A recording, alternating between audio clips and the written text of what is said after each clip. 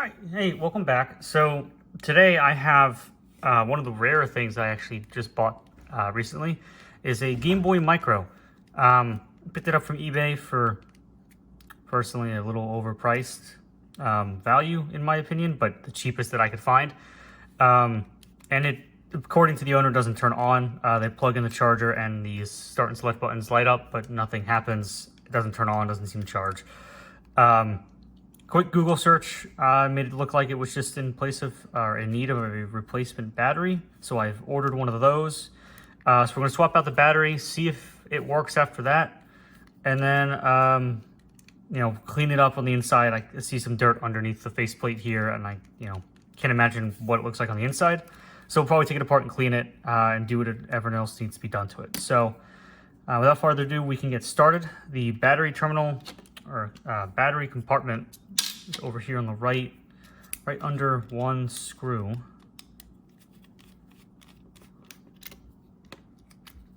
Yeah, okay. Should just come out. I ordered a replacement. This came from a place called Retro Modding. The place I normally order from, the Handheld Legend, didn't carry any micro parts, so I had to order from them. And I didn't want to order one from like Amazon or eBay just because I can't, with something kind of specialized like such a niche battery and other parts like this, I'd rather have a company that's at least is kind of dedicated to this craft. So battery does not fit as well, but let's see. Okay, so it turns on. I need a game. I'm playing through Fire Red recently. That's why you always see it here. It seems to read the game.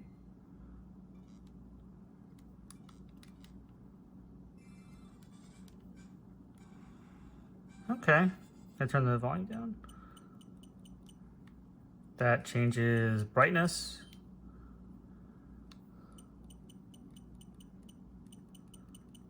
Yeah,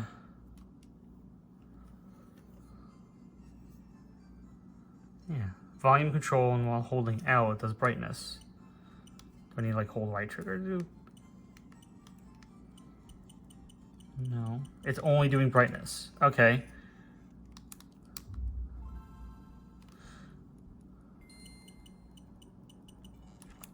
Okay, I'll have to take a look at that, but that was an easy fix. Let's just call the video here. We'll be done for the day. This is really tiny. Okay, let's take this apart. Maybe there's just some corrosion or something on the inside of it. It doesn't look like it has any water damage. But to be honest, I actually don't know how to read these. I thought when they turned pink, it meant that they were, damaged with water. But let's take it apart and see if we can figure out what's keeping that from working. Along with, that was really annoying. Along with the battery, I also ordered a USB charging cable from them because I don't have a charger for this. So when we're done here, I'll give it a charge and I could be able to use it. I actually thought about at some point in the future following up and replacing this with a micro USB port. I've seen it done just from browsing the internet. Might be a cool little mod to do, and that way I don't need a proprietary cable. And as far as I'm aware, there's no link cables for this thing. It's strictly single player Game Boy Advance games only, because it doesn't even do Game Boy Color or Game Boy. But we'll come back to that. And also I ordered a replacement faceplate. Nothing against camo. I know this is an OEM faceplate, but it's scratched as hell. I don't really like it, so I've got this. They don't have green. I would love to have green. I've seen green ones of these on the internet. Oh my god, they look great. But alas, they are European only, which makes them even rarer. So I got an iFixit guide pulled up on how to take this apart. It looks like there are just a few tri-wings on the outside. Okay, so I finally got it apart. One of these screws was very badly stripped. I had to use the tiniest flathead my toolkit had to take it out. It looks like it was just stripped over time, and honestly, it kind of looks like it was taken apart before one of these screws back here I took out was actually at an angle. So either they originally manufactured this and it had a screw at an angle, somebody took it apart prior. Either way, that screw is stripped. It's probably not going back in. So we have this top cover off. What's next? So we have the micro part. We've got the mid frame, housing, front panel, battery covers over here, and the power switch. So looking at it, I don't see any. Be really careful with this cable. Who knows if these screens are even still available? I don't see anything wrong with the left button. It does look a little rusted, which makes me think that it's kind of constantly being held down, which doesn't really make sense because in Fire Red I was pushing down on it and I could hear the beeps that would happen with the game when you pressed it. So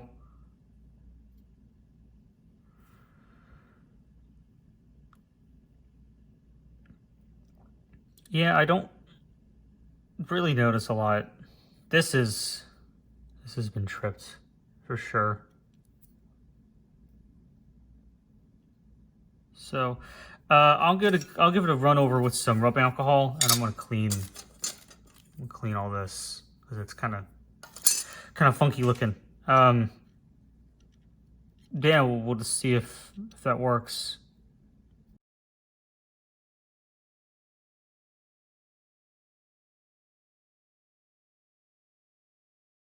We could plug this in and try it. It's not like the ESP where it kind of relied on contact points for power.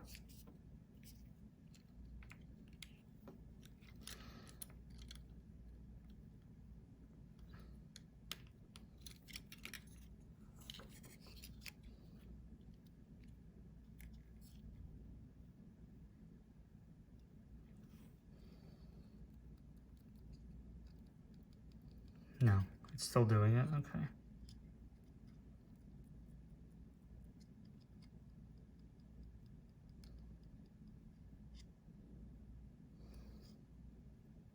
I mean, yeah, we have no speaker, obviously, but it shouldn't be doing the brightness if I'm not holding the button. The camera doesn't exactly make it easy, does it? Let me do some looking into it real quick.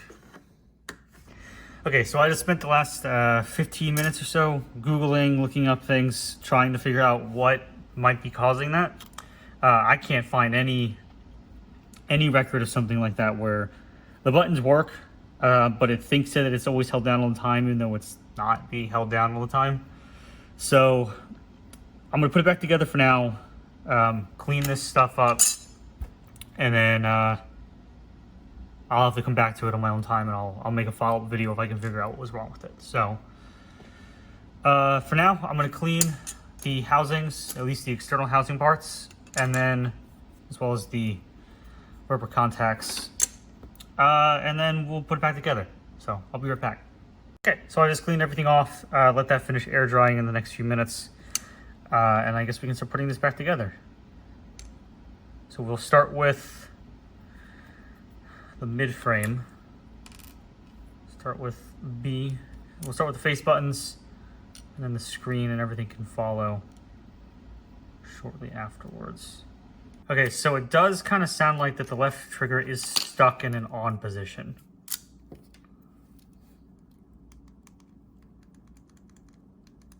So even though I can click it,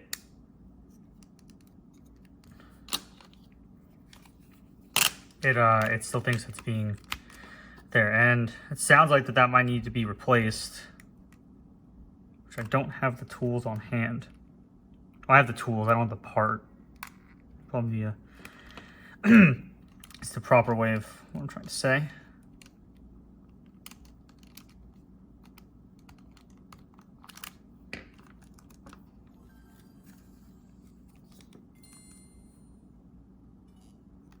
Yeah, so as soon as the game is starting up, it excuse me, does that little beep as if I'm pressing one of the triggers. So Let me see. Let's see if we find it. Okay, so I went back and I dripped a lot more rubbing alcohol into the left trigger. Just mashed it repeatedly to work it in there. I'm pretty much just going to finish putting this back together, and if it works, it works. If it doesn't, I'll need to find... I'll need to do more research, and I'll probably just need to order a replacement shoulder button, and that's just an educated guess. So we're going to finish this up, clean it up a little bit, put the new faceplate on, and we'll be done. So just give it a few more minutes.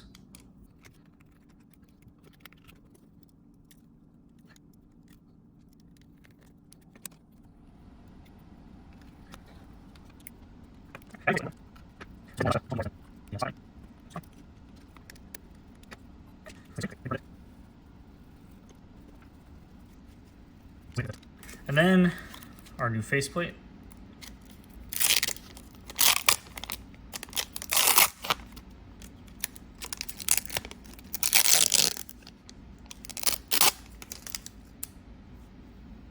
Which is covered in markings.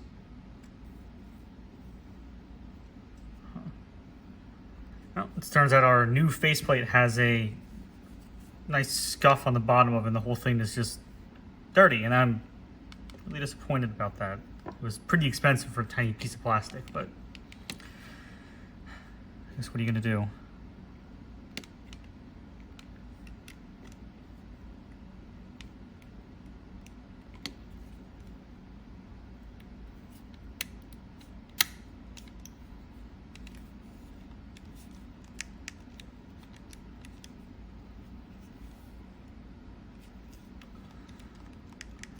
Well, not bad. The blue looks nice for sure. It's certainly not cut as well as the OEM ones, that's for sure. If I put this back on,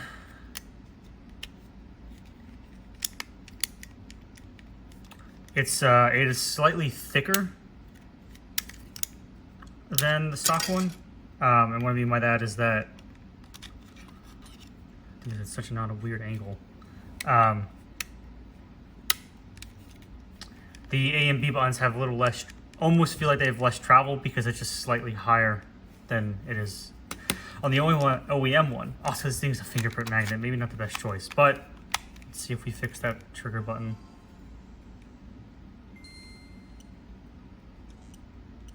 It doesn't sound like it.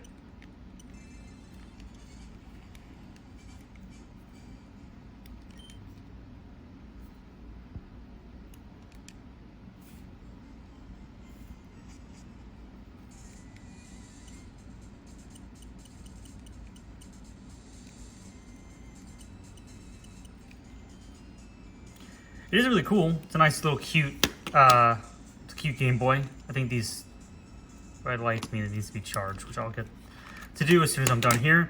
I do want to look at something. Now, yes, this is a Game Boy that's been modified with a nice bright IPS screen, but if I'm being honest, like, let me turn this light off.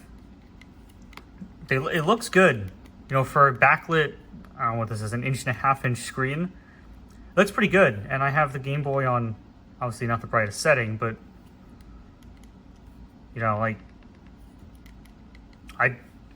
pretty impressive for what it was at the time. But that's it.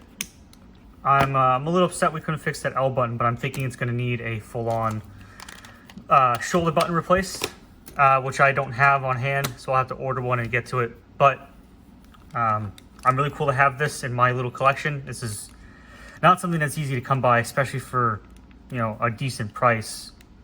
I think brand new, not brand, like working ones, even without the box, are like $120, and I got this for way less than that. So I'm really happy to have it in my collection. I'm not super skilled on it, but if anybody's got any questions, feel free to leave them down in the comments below, and I'll do my best to answer them. It is, after all, just another tiny electronic, and they're all same in their own rights. So feel free to ask questions, leave them down below, and I'll do what I can. Otherwise, thanks for watching, and come by next time.